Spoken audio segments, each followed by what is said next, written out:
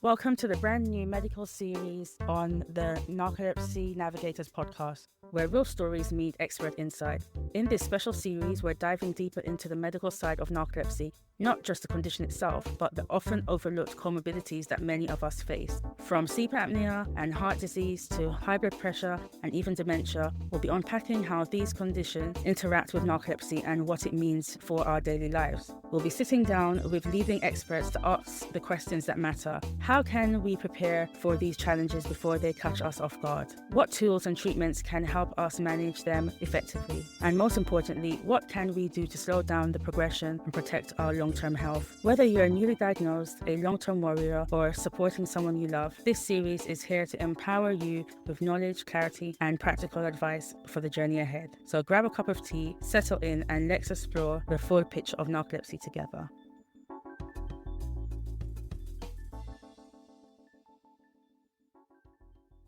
Hi everyone, welcome to Narcolepsy Navigators. I am Kelly, your host. I have narcolepsy type 1. I am here co-hosting today with Iris. Hello everyone, I'm Iris and I have narcolepsy type 1 as well. Today we have a special guest, Emma Cooksey, and she has sleep apnea. Today is the beginning of a new series with Narcolepsy Navigators. Welcome to the new Narcolepsy Navigators medical series. In these episodes, we'll spotlight health conditions that often come with narcolepsy, like sleep apnea, heart disease, high blood pressure, and dementia. We'll be talking to experts about why these conditions co-occur, what we can do to avoid them, and reduce the impact day to day. Stick around for practical advice and insights. Welcome. Emma, how are you? Hi, so nice to meet you finally. I'm really well. I'm here in Florida, so we're just in the middle of a thunderstorm. A second. I didn't say thanks for having me. Thank you so much. So, Emma, the topic today is sleep apnea. If you could say a little bit about yourself, who you are, your age, if you feel comfortable, what you're diagnosed with, you do for a living. Great. That's a lot of questions. I could talk for 3 hours about that.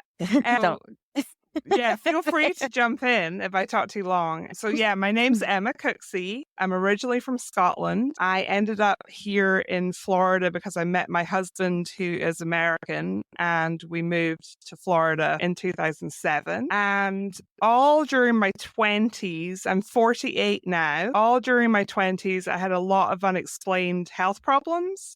I think so many people, no matter what the sleep disorder is, I think a lot of people go misdiagnosed or undiagnosed for a long time. So for me, I was diagnosed with depression and anxiety and polycystic ovarian syndrome. There are a lot of things going on, but underlying all of that, now I realize I had undiagnosed obstructive sleep apnea. It's a common sleep disorder where people's airways become obstructed, whether that's their tongue blocking their airway or the muscles in their throat relaxing. They don't get oxygen to their brain. It can be quite serious. That happens multiple times a night. And as you can imagine, that just really disrupts your sleep. And I just remember all of my 20s waking up feeling really unrefreshed and exhausted no matter how long I slept. And I brought up the different symptoms. I had morning headaches, sleepy during the day all the time, mood swings, depression, anxiety, having a really tough time getting to the bottom of it. And I'm a patient advocate. I was a podcaster for about 4 years. I started a podcast called Sleep Apnea Stories. I interviewed people about their journeys with sleep apnea. I volunteered with Project Sleep, a nonprofit in this space. Now I'm working for Project Sleep, running their sleep apnea program. I'm the Sleep Apnea Program Manager at Project Sleep. You also wrote a book, Emma, about sleep apnea? I did. So while doing the podcast for 4 years, I got asked a lot of the same questions again and again by people trying to adapt to CPAP therapy. So one of the most common treatment options for sleep apnea is using a machine called a CPAP that blows pressurized air into your airway to use a mask at night when you're sleeping. And so a lot of people were having a lot of problems. I certainly had a lot of problems when I started CPAP. And I knew the answers because this is way back in the day and I'm older than you guys, but I would go on forums and different websites and figure out the answers to my problems with CPAP. And so I just learned that way over time. And so I thought it'd be helpful to combine all of those answers into one place. I wrote a workbook called the 6-Week CPAP Solutions Workbook with the idea of just helping people with a lot of those common problems. That's incredible. I don't have sleep apnea, but I want to read it. So you're talking about adjusting to the CPAP therapy. I wanted to know, in your book, is it more about strategy to embrace or despite this treatment? What exactly? Good question. One of the things when I talked to some people, they were like, "You're not a doctor." I was like, no, that's why we need this book, because nothing in this book is medical advice. We're not talking about changing pressure on a CPAP machine. You would have to go to your sleep specialist to do that. What I'm talking about is the comfort measures nobody tells you about. There's a hose stand that can support the weight of your hose so that it doesn't whack you in the face. Or hacks you can. Yeah, people struggle finding the right mask. I tried 9 until I found the right one, and it was expensive and it took a long time. I didn't even know there were different masks. There's nasal masks, nasal pillows, full face masks. Incredible. Like, the workbook just breaks all that down and describes how you can know if your mask fits well. People have access to a great respiratory therapist or a sleep tech. They can help with that. The way things are right now in America, they don't tend to have the resources to help people one-on-one. Oftentimes people are getting their CPAP equipment through the mail or delivered right to them and don't have somebody actually helping with that initial adjustment. The other reason I wanted it to be over 6 weeks was to say at the end, you can go back to your doctor. It's designed to have people fill out sections to show how they're doing with their therapy. My encouragement is to go back to their doctor, because so many people abandon CPAP therapy and don't go back to their doctor, and they just leave their sleep apnea untreated. It's common, but it is a serious health condition, and people, not only are there some pretty serious long-term consequences in terms of stroke and heart attack, it's also about the quality of your life now. Finding a treatment option that can help, like just generally, we hope makes you feel better. Thanks for explaining that. I just actually got a new mask the other day. In England, there are rules to how often you're supposed to change your sleep mask. Some countries follow it stricter than in the UK. It's supposed to be changed every 6 months. You could go 2 years if you don't push to have the call in and say, I want the mask changed. There's not a hole in it. They won't change it. I'm familiar with the UK just from living there, but also being really good friends with Kath Hope, who runs a charity in the UK called Hope to Sleep. She is in Hull, and their website, it's hope and then the number 2 and then sleep.co.uk. If any of your listeners are in the UK, that's an excellent website. I'll put that on the show notes, definitely. It's a great resource. Yeah. I recently saw they were advertising the Air Touch. I'm using the F20. When I asked, they said that they weren't giving out the Touch. A lady walked past me and she said, right in. I tried that and they still said no. I was getting such good reviews online. I wanted to try it. So I did call them and said I just went back to the pillows and it was hurting the inside of my nose. So I had to go back to my original one. I went online on the ResMed and paid £136 for the Air Touch. And it's amazing. It's made from memory foam and it molds your face. I'm having no leak. We're twins. Yeah. And I'm not having any leakage or anything. And it's just so beautiful.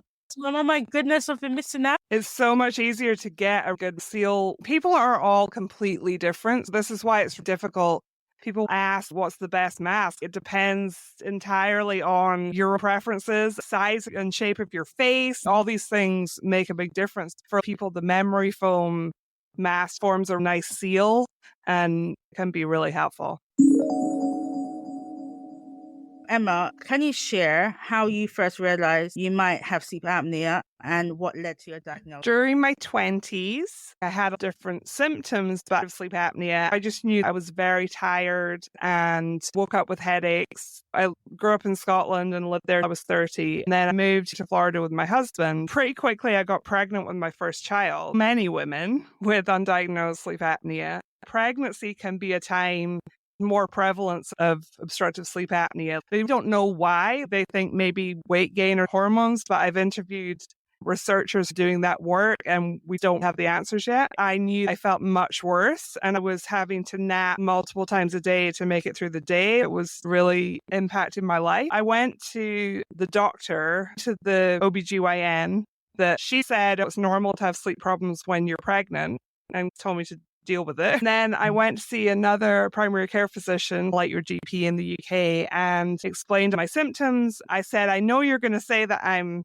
pregnant and that's why I feel really tired, but it's not that. I've been having these symptoms for 10 years. That doctor said a similar thing and said, you're pregnant, so that's probably why you're tired. 3 weeks after that appointment, I was driving home across the Buckman Bridge in Jacksonville, Florida. I fell asleep at the wheel. My eyelids were just heavy. I couldn't do anything. I was in the middle of this bridge with nowhere to stop. There was no to pull over, and I was putting more distance between me and the truck in front of me. I knew it was going to happen. When I woke up, I was close to that truck. I had to slam on my brakes. I didn't hit anything and I managed to make it home. But that was terrifying. When I got home, I was in tears and I had all the adrenaline. I said to my husband, I have to phone that doctor back and tell her there's something really wrong with me. That was how I got my sleep study. Had a polysomnogram, showed obstructive sleep apnea. I was 30 years old. I relate to your story because I was diagnosed with narcolepsy at 28, but it was exactly the same reason. I was driving. It was at 12 p.m. in the afternoon. Yeah. I fell asleep at the wheel. If my friend hadn't been in the car with me, I would have crashed because I was going really fast. Yeah. Basically, people that get diagnosed is because of these extremities. Because if you don't go to the extreme, you never really know it's a problem. So do you have to have an extreme incident to be able to actually get diagnosed? I think part of my work now is trying to shatter the stereotypes that exist around obstructive sleep apnea. Men were always the first subjects in research studies about obstructive sleep apnea. We thought of it as only older, overweight men that had this condition. People that fit that profile would have a much easier time because the screeners were looking for the population with the most sleep apnea, but it doesn't mean that other people couldn't have sleep apnea. I think that resources are scarce and doctors aren't sending every single person for a sleep study. It helps them to think about which are the populations with the most risk factors. But the problem is it becomes difficult for people that don't fit those criteria to get that referral. So I think it depends on the person. It depends on access to care as well. Here in the States, it varies dramatically. Oftentimes you can say, go and see your doctor, but if people don't have a doctor or health insurance, it's a real challenge. Yeah. I hope less and less that something dramatic has to happen for people to get the diagnosis, but that's what it took for me. How do you prioritize when managing both? I was diagnosed when I was 18. It was narcolepsy in my mid-20s. I thought my narcolepsy was getting worse. So I went back and told them that they give me another sleep study. And I was diagnosed with restless leg and sleep apnea.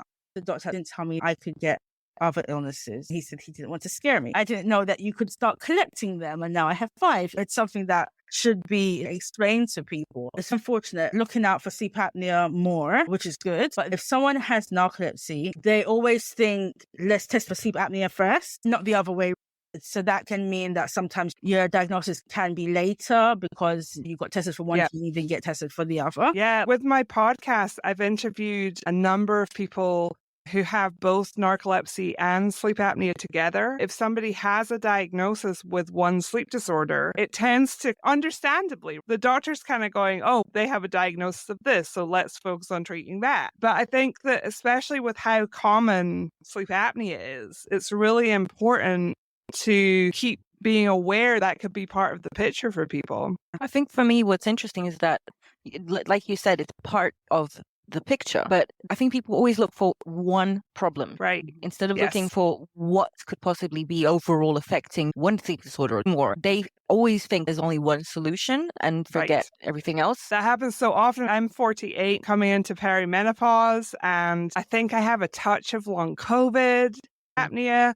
And so I think it's one of those things where brain fog and fatigue, sleepiness, a lot of those things overlap so much that I think a lot of us are dealing with multiple issues, not just one sleep disorder, especially as we get older. I completely agree. Curly knows about this. I have narcolepsy, and 2 years ago, I started sleep talking. That was new. I'd never done that. Unfortunately, I'm very honest in my sleep talk. I think I have ADHD. So even if it's not typical sleep disorders, maybe something like sleep apnea, there really is always a multitude of different things affecting you. How do you prioritize treatments when managing both narcolepsy and sleep apnea? I think from the people I've interviewed, challenging. I interviewed Sharon Forstner and Matt Horsnell. Sharon talked about unique issue that people with narcolepsy have trying to adapt to CPAP therapy. She explained that it was a real challenge when she's already dealing with some of the symptoms of narcolepsy, whether that's hallucinations, brain sleep paralysis, thank you. She having a mask on her face on top of that became really difficult for her to adapt. Kind of claustrophobic, maybe a little bit. She described it as being too much, as well as the other things that she was coping with. I don't have narcolepsy myself, but from the people that I've interviewed, I think that doctors tend to the narcolepsy, they're focused on adding the CPAP or whatever the treatment option is. It can be a lot to manage. Through your podcast, you've had a lot of experiences, but was there any particular story out of all of these, somebody with sleep apnea that's impacted your perspective on the condition? Oh, goodness. So I did probably 140 something episodes in the end. And honestly, I learned something from every single one of them. I really think some of the most moving ones, Jody Martin was one of my favorite interviews. He is a Marine Corps veteran and a business owner. His quality of life was low. He tried to adapt to CPAP and it took him like 2 different times to try and actually get it to work. And he talked about how he wasn't sleeping in the same room with his wife because of the snoring, and he wasn't sleeping well. When he got CPAP therapy to work, he was able to go back in the bed with his wife. I want to cry. I think sometimes what it means in people's lives to get the diagnosis and treatment option that works for them. And also, like, I've interviewed people.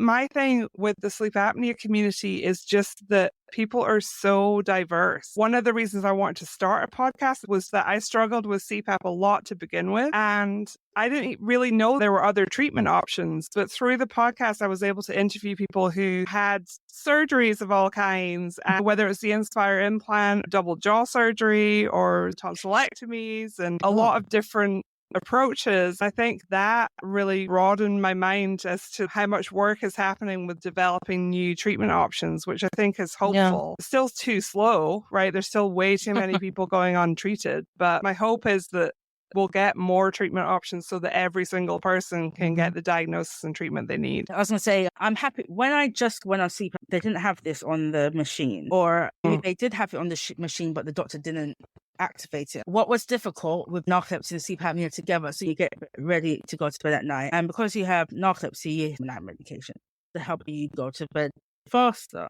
Sometimes you hit the pillow before you put the mask on. When you wake up, you realize you started your night without the therapy because you forgot to put it on. Yes. So you forgot to press the button to turn it on, and you'd be wearing it and breathing and nothing was happening the whole time. But now they have it.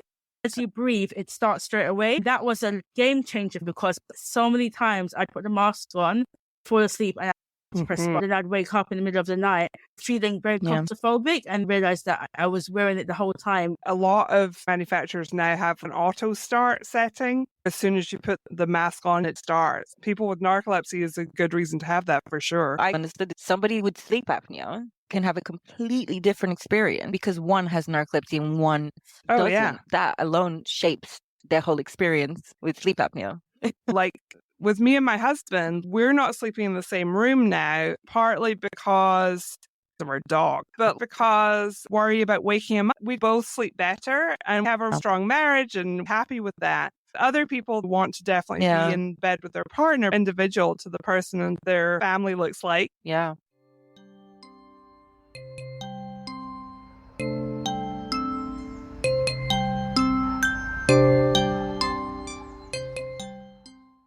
I don't have sleep apnea. I'm embarrassed to say I know little about it. But do you think was there a lack of information? Do you still find there's a lack of information for somebody that's diagnosed? Go straight away and be able to get all the information from one source? Not a podcast, because podcasts for sure. It's such an interesting question. Doing this podcast and reaching some people with this information. But the more I did the podcast, the more I realized there's a bigger need for quality, unbiased education in sleep apnea and awareness raising. That led me to start working with Project Sleep because I knew they've been doing that kind of work in narcolepsy, just adds education and awareness programming for sleep apnea. That's what I'm doing now. So that's taken form of Sleep Apnea Squad, which is a bunch of YouTube videos talking about different topics. Yeah. A lot of that is getting people to know these are the different symptoms might show up differently between men and women. Yeah. They might show up differently depending on what other things you have going on with your health, and to definitely push for that sleep study if you're not recognizing those symptoms. Oftentimes we think primary care physicians have more training in sleep than they do. A lot of them really don't have any training in sleep. True. Oftentimes it is advocating for yourself in healthcare settings to get what you need. Just if I had sleep apnea, but my doctor, if I didn't have, where could I buy a mask myself? Or no, is it available? The CPAP machine has to be prescribed. The UK, it's under the NHS, so you shouldn't have to pay for it. Here in the States, there's newer telehealth options where you can have a home test sent to your house. The doctor makes the diagnosis. If they prescribe CPAP, that can be sent to your home. So the reason why not is different people have different pressures their airway collapses at. Actually, what they have now is an APAP, auto-titrating positive airway pressure. The machine senses when your airway is collapsing and you're having an apnea where you stop breathing. It will ramp up to give you the amount of pressure you need, but still within a prescribed minimum and maximum that your people need a sleep study at home or in a lab, and the diagnosis from ideally a board certified sleep specialist, but definitely an MD. And at that point, those people will prescribe the CPAP machine. Even if you're buying a CPAP machine online, which is possible, you need to upload a prescription from a doctor. You said in America, not everybody has healthcare. So what do people do that they don't have access to healthcare that can provide them with? That's a great question. Community clinics and different ways people get this diagnosis. But where people have a prescription for it, don't have enough money for the copay or to fill that prescription, there are a couple of nonprofits. So there's the American Sleep Apnea Association and also the Reggie White Foundation. Both of those nonprofits you can contact and say, I can't afford to get this CPAP machine. They will do their best to find you. They have support from CPAP manufacturers, but also regular people. Like I've donated if you have CPAP supplies you can't use, or maybe you change masks and end up with another one of the old masks, you can donate it. There are ways around it. At Project Sleep, we have Sleep Helpline in the US. They help people like where they live to access resources, whether it's charities, nonprofits. Sounds complicated. At least the options are there so they can reach out and get some help. What are the medical implications of not treating their sleep apnea? I have to say, got it. So I always feel like I need to say that I'm not a doctor and I'm definitely a patient advocate. I know a lot about sleep apnea from having it. And your risk of stroke and heart attack is much higher if you have untreated sleep apnea. The research goes on and on. They think there's a big link to Alzheimer's. Imagine having hypoxia where you don't get enough oxygen to your brain multiple times at night. Has a really negative impact on health. Those are the main ones that stick out to me that make me think it's a great idea to treat this, but also just quality of life, shorter term as well. Sleep apnea, I think people sometimes think that it's just snoring or it's harmless or doesn't seem as serious as narcolepsy. It's very common, and it's common that people leave it untreated. So at Project Sleep, launching an awareness campaign called Sleep Apnea Let's Face It. Part of that is about shattering stereotypes, showing the real faces of people with sleep apnea. I love that name. It's about facing that it is a serious condition that needs to be treated. I actually love it. Whoever came up with that. It was Julie. It wasn't me. It's a challenge. Some of my best friends live with narcolepsy, and it's a lot to say, treat your sleep apnea when they already have a lot going on. I'm not telling people what to do, but it's important. And we're saying that CPAP is not the only treatment option. Oftentimes, it's the first one that people are prescribed because it is so effective at opening people's airways. But there's also oral appliances that could be fitted by a dentist. People should look into if they have huge tonsils or things blocking their airways, see a specialist ear, nose, and throat surgeon. It's worth digging in and asking more questions. And I had tonsils so big they were touching each other. And I had those removed when I was 19 before this diagnosis, but I could breathe better when I didn't have giant tonsils blocking. I just trying to understand, have you found any other sleeping disorders that you often see people with sleep apnea also having besides narcolepsy? Honestly, I feel like I've interviewed people that have had every periodic limb movement, and I think Curly had talked about restless leg syndrome. I've interviewed a bunch of people that have that. There's a vast array. And I've done a little bit talking with, now I can put a note after. The patient advocate with REM behavior disorder and sleep apnea. He had a tough time getting that diagnosis because he already has sleep apnea. We're starting to realize that a lot more people have sleep disorders than we think. I don't know why people are so shocked. Stressful life.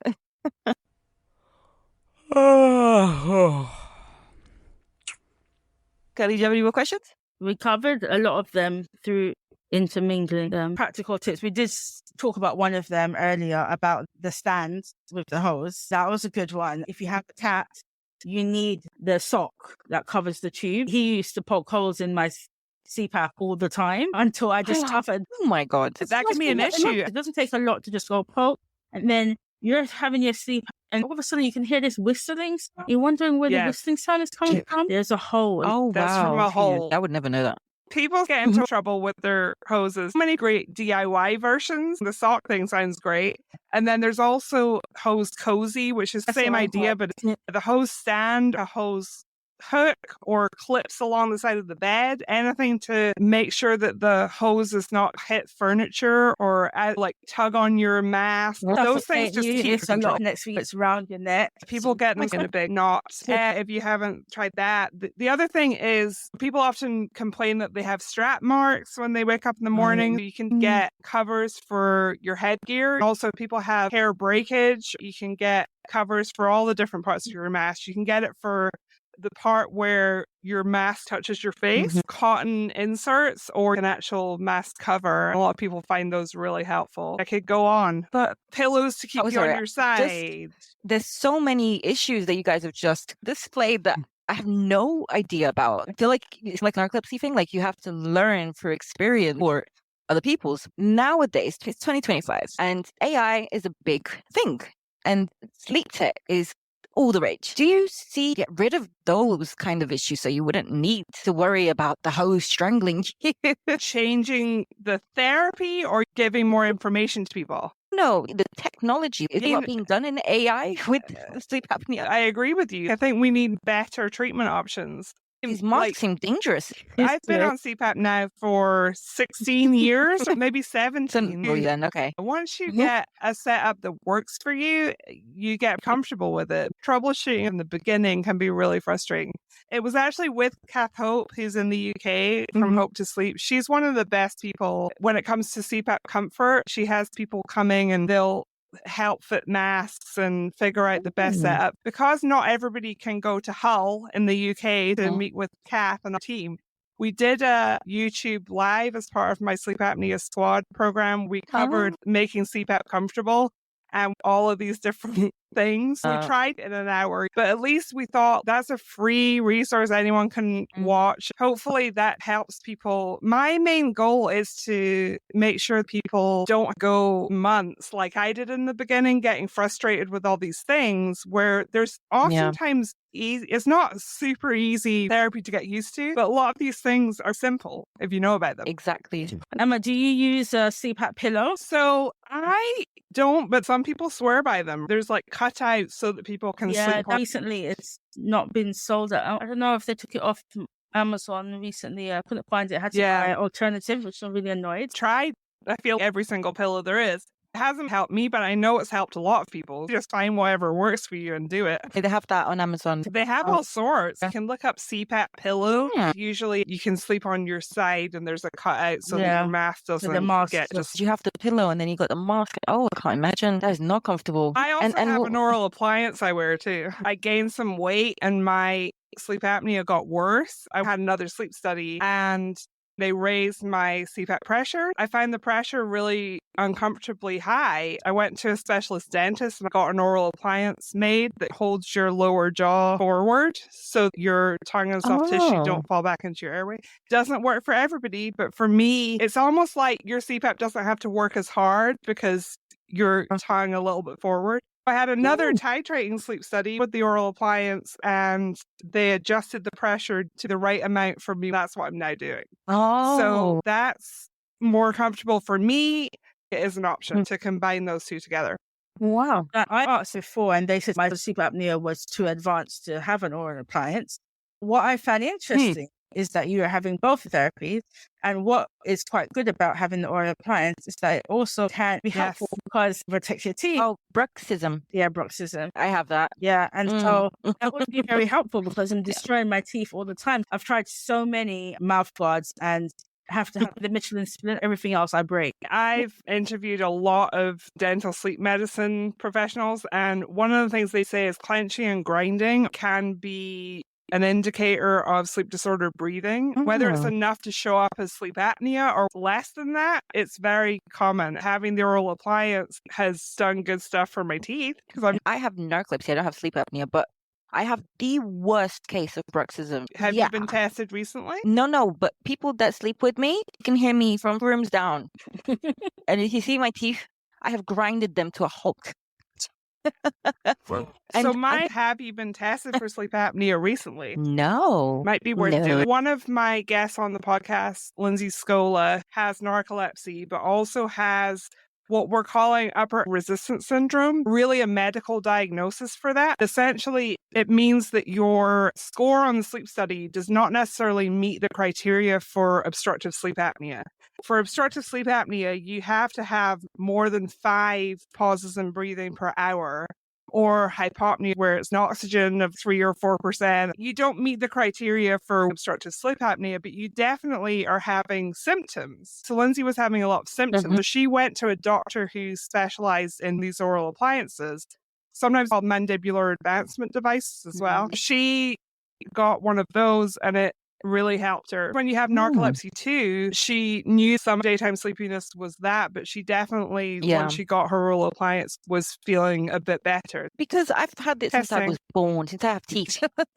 You've been clenching since you had teeth? Yes. That's why I have them no more. Thank you. That's really helpful, actually. I might actually go and see if I get diagnosed with something. Let me know. Thank you. No, I'm trying to make you part of my gang. Maybe. Sleep apnea sounds cool.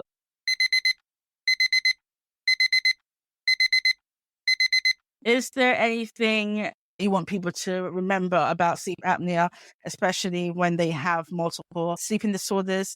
Whenever I go to the CPAP for my checkup, they always say to me to fill out the score about how tired I am. And I always say to them, I know the sleep apnea is working because when I'm not using it to its complete compliance, I start to get headaches and stuff like that. But if you were to ask me, do I feel less tired when I'm wearing it and when I'm not wearing it? No, I can't tell the difference because the narcolepsy seems to override that. But that doesn't mean I shouldn't be doing the therapy because I need the therapy. I didn't know that by not using your sleep, heart attack, stroke, or high blood pressure. I didn't know this was a thing. And I think if that was pushed forward more, that would make me want to use it, because if I don't take my narcolepsy meds, I'm not going to have a heart attack. I'm not going to have a stroke.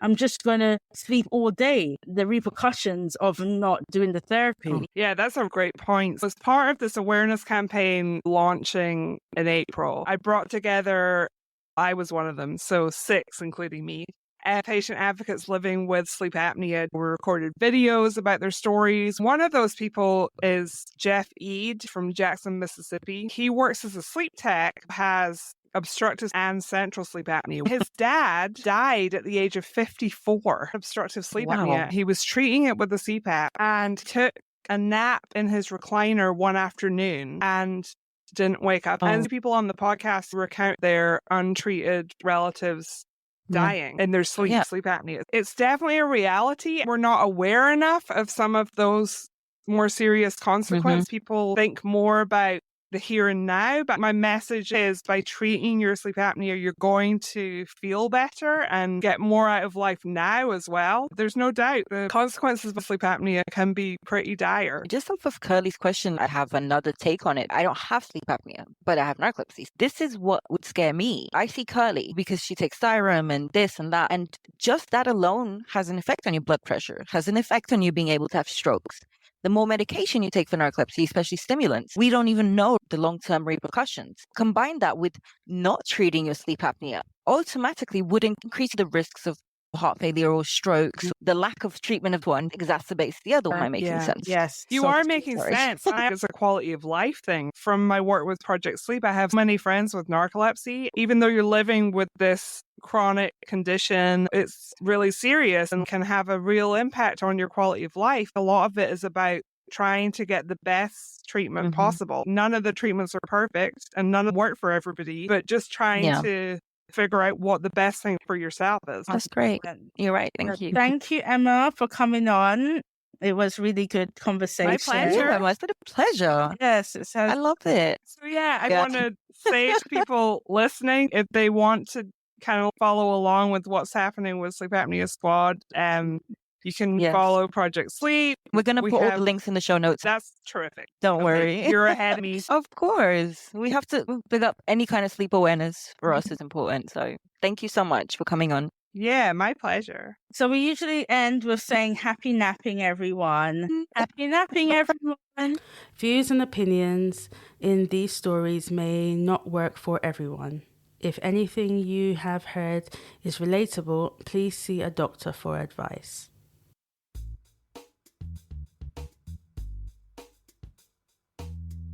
Narcolepsy Navigators is produced by a team of volunteers working for the Naps for Life CIC, which is a non-profit group dedicated to improving the lives of people with sleep disorders through community action. You can help grow our podcast and join our sleep disorder support group by visiting the website www.napsforlife.com. If you or someone you know has a sleep disorder and would like to share your story on Narcolepsy Navigators, please email us at narcolepsynavigators@gmail.com. You can also support us by donating at the website. Happy napping, everyone.